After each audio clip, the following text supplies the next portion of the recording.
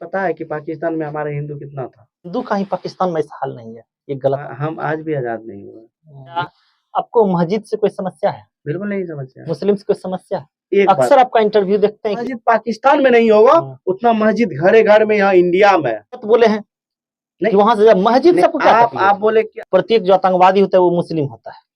मैं तो अयोध्या चलिए नहीं, मेरे हम भी जा रहे हैं, चलिए मेरे साथ ही चलिए। मेरे काली स्थान है अंधेरा में, तो हम लोग खुद को एक रामधुनी अच्छा, जो मतलब 21 और 22 प्रभु श्री राम के आने की खुशी में अभी हमारी उपस्थिति है खगड़िया जिला के बंदेहरा पंचायत में। हैप्पी रिकॉर्डिंग स्टूडियो में अभी हमारी उपस्थिति है। हमारे साथ बैठे हुए हैं चंदन चमन बिहारी जी, जो कि भोजपुरी और अंगिका के मशहूर सिंगर हैं। आज जो हम इनसे सवाल करेंगे, राम मंदिर को लेकर सवाल करेंगे, राम मंदिर को लेकर इनसे तीखे सवाल पूछेंगे। किस रूप में देखते हैं हम, यह सवाल करेंगे। सबसे पहले चंदन जी, आपका स्वागत है नई सोच न्यूज पर। बहुत बहुत धन्यवाद। नई सोच न्यूज के सभी दर्शकों को मेरा प्रणाम, और बीरू भाई को और बिलेंद्र भाई को भी बहुत बहुत धन्यवाद, जो आपने एक छोटे से कलाकार को याद किया। चंदन जी, जो राम मंदिर बना 22 जनवरी को प्राण प्रतिष्ठा है प्रभु श्री राम का, आप खुश हैं? मैं मोदी जी का बहुत बहुत शुक्रगुजार हूँ जी, और मैं उसको बहुत ज्यादा मानता हूँ, कम मानता हूँ जो देश के लिए सोचता है, जगता है और संघर्ष करता है जी। मैं बहुत ज्यादा खुश हूँ, इतना खुश हूँ कि हमारे पूरे भारत से हर कोना से लोग अयोध्या जा रहे हैं। बिल्कुल, बिल्कुल। अयोध्या का एक समझिए देश ही नहीं, नेपाल से आ रहे हैं, मतलब कई देशों से लोग आ रहे हैं, देशों से आ रहा है जी। आपको क्या लगता है कि राम मंदिर जो बना है, हम इससे पहले भी आपसे बात की थी तो आप कह रहे थे कि जगो हिंदू, आप जागने के लिए आह्वान कर रहे थे। अब लगता है कि आपको कि प्रभु श्री राम का जो इतना बड़ा मंदिर बना है, राम लल्ला का आगमन हो रहा है, क्या हिंदू जगा? मुझे तो आज ये बात आप बोले तो बहुत खुशी हो रहा है कि बिल्कुल हिंदू इतना जग गया है। बिल्कुल, शायद अगर हिंदू नहीं जगता तो राम मंदिर नहीं बनता। यानी कि आपका कहने की ये साफ साफ सेंटेंस है कि हिंदू जग गया। अब हिंदू जग गया, आप खुश हैं? बिल्कुल बिल्कुल। कि और आप जगाने का आह्वान करेंगे कि और जगना चाहिए, क्योंकि काशी मथुरा अभी बाकी है। तो काशी मथुरा का तो बात तो ये भी बात है और हम तो कहते हैं कि जो हिंदू अभी जगा है इसी तरह जगले रह जाए, जगा ही रहना चाहिए, बिल्कुल जगा ही रहना यानी कि दीपक के तरह चमकते रहो, एकदम चमकते रहिए, क्योंकि एक ही देश मेरा है जो भारत है, इसको अखंड बनाना है। अगर बटा अच्छा, एक चीज चंदन जी सोचते हैं कभी कि देश हिंदू देश बने? बिल्कुल बिल्कुल बनना चाहिए, इस्लामी आप इसको समर्थन करते हैं? बिल्कुल, हम फुल्ली समर्थन करते हैं। 1947 जो आप जो ये बात बोले हम इसका समर्थन कर, जो संविधान में लिखा गया है कि हमारे अनेकताओं में ही एकता है, फिर तब क्या होगा?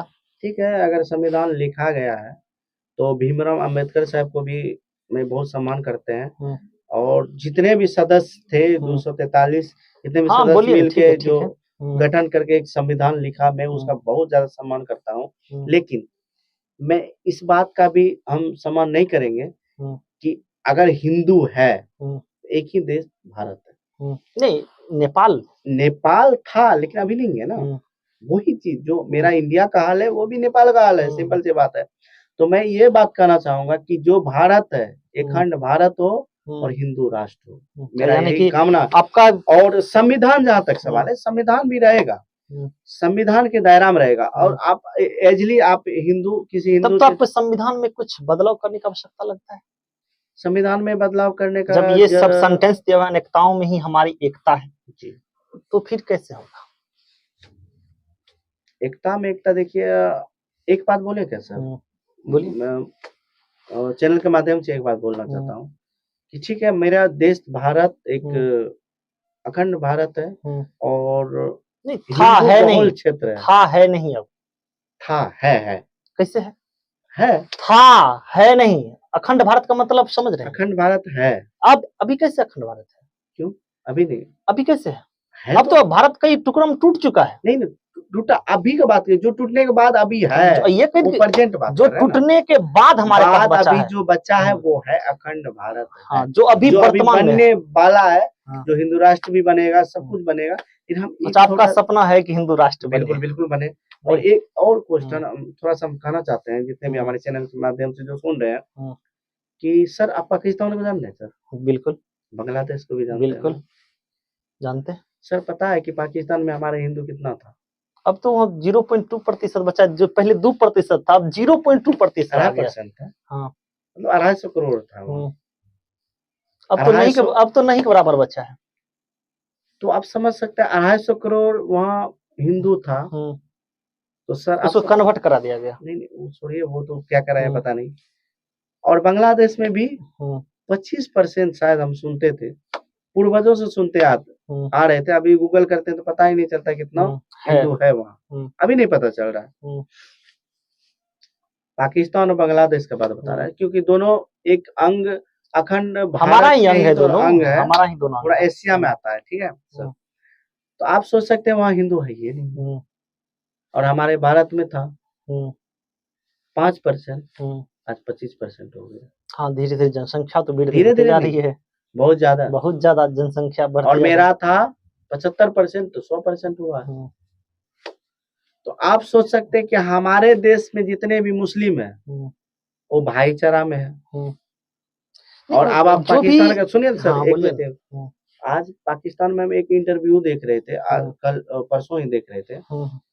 आज भी 1942 में जी रहा है वहाँ का हिंदू, घर में लाइट भी नहीं है। इतना गरीबी है, इतना गरीबी है, घर में लाइट नहीं है, कल का खाना कैसे खाएगा वो भी नहीं है। सोचिए, हिंदू का वो हाल है। वो है एक इस्लामिक देश। नहीं, सिर्फ हिंदू का ही पाकिस्तान में ऐसा हाल नहीं है, ये गलत आप बोल रहे हैं। नहीं, मैं पाकिस्तान का भी हाल ही बुरा है। नहीं, हिंदू का ज्यादा बदतर हाल है। हाँ, ये में सुना ये आप कि मेरा बहन पढ़ने जाती है ना, तो सर पता नहीं कि वो आएगी। हाँ, ये बात भी सत्य है। सोचिए, ये बात भी सत्य है। आज हमारे देश में रह के कुछ चंद लोग इस देश का विरोध करते हैं। जी बिल्कुल। इसीलिए हम वो पहले इंटरव्यू में हम बोले थे, हम आज भी आजाद नहीं हुए, यही बोल रहे थे सर आपको। अच्छा, आज भी हम मेरा हिंदू राष्ट्र है, हिंदू राष्ट्र बनना भी चाहिए।